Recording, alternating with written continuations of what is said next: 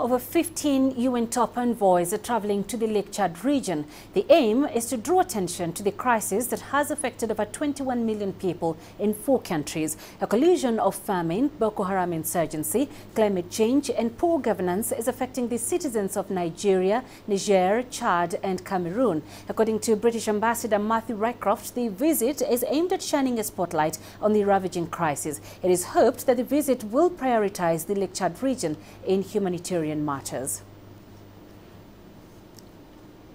CGTN's Abdulaziz Bello joins me with more from Mogadishu, and Liling Tan joins us as well from New York. Abdulaziz, let's begin with you. Now that the Somali president has declared drought a national disaster, what direct measures are being considered by the government? Well, Penina, the newly elected Somali President Mohamed Abdullahi Farmajo declared the ongoing humanitarian crisis as a national disaster. And chief among his priorities during his campaign was that his administration is going to prioritize the ongoing drought crisis before it becomes a famine. And one of the factors that President Farmajo says he has put in place is appointing a Prime Minister, Hassan Ali Khaire, who was endorsed yesterday by Parliament. He's a man with a background of a humanitarian field. He was working with the NRC, the Norwegian Refugee Council. That's one of the criteria that President Farmajo said he was looking for, someone who can be able to tackle the ongoing humanitarian crisis that's unfolding here in Somalia. But then again, the president and the government are of the view that this is a burden that not just befalls on the government, but also on Somalia's international actors, in this case the UN and also the African Union. The government has called on the international community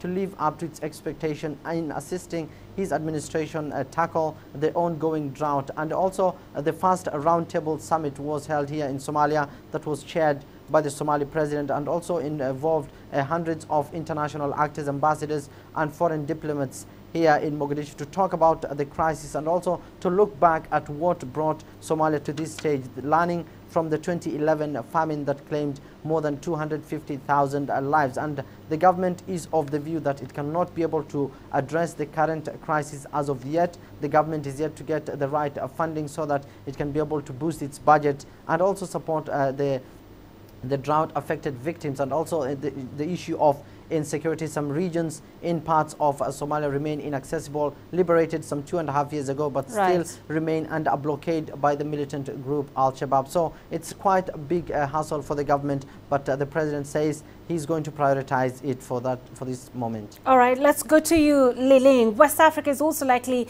to experience a potentially large humanitarian emergency. What is the UN delegation seeking to specifically establish in their visit to the Lake Chad Basin? Well, the Lake Chad Basin region is already the site of one of the worst humanitarian crises because of Boko Haram. But this crisis has long been overshadowed by other humanitarian emergencies, such as in Syria. So the Security Council, by going on this visit to the region, hopes to not just raise international awareness about the situation there, about the humanitarian situation there, but also to see firsthand conditions on the ground.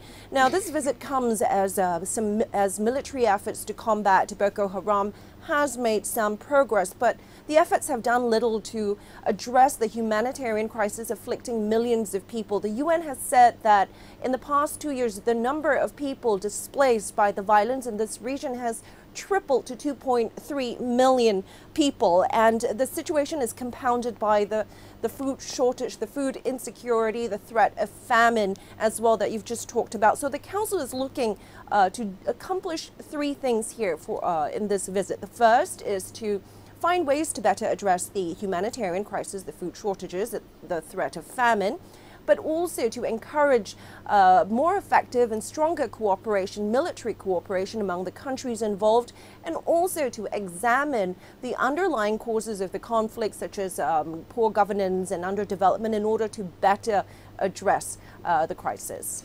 Abdul, what kind of support is Somalia seeking from aid agencies and the international community?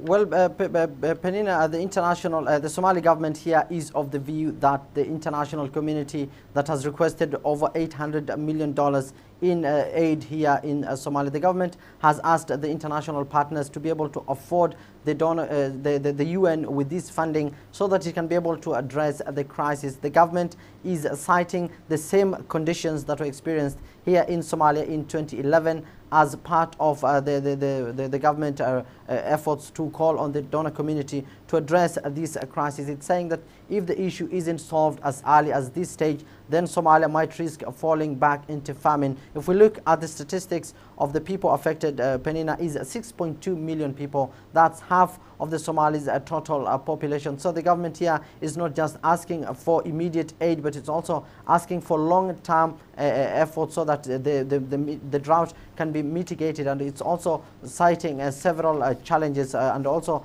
including the livestock trade. The drought has severely affected livestock traders in the northern side of Somaliland and also in Puntland, and that's the country's primary source of revenue. And in his visit to Saudi Arabia upon his election, President Farmajo went to Saudi Arabia to talk to Saudi authorities to be able to restart importing animals from Somalia. Saudi had banned the export of livestock from Somalia for several reasons, and the president is of the view that if this trade is normalized once again and Saudi starts importing animals, then it's going to lessen the effect of the drought. All right, we shall leave it there for now. Abdulaziz Bilo live in Mogadishu, Lillington in New York. Thank you both for joining us.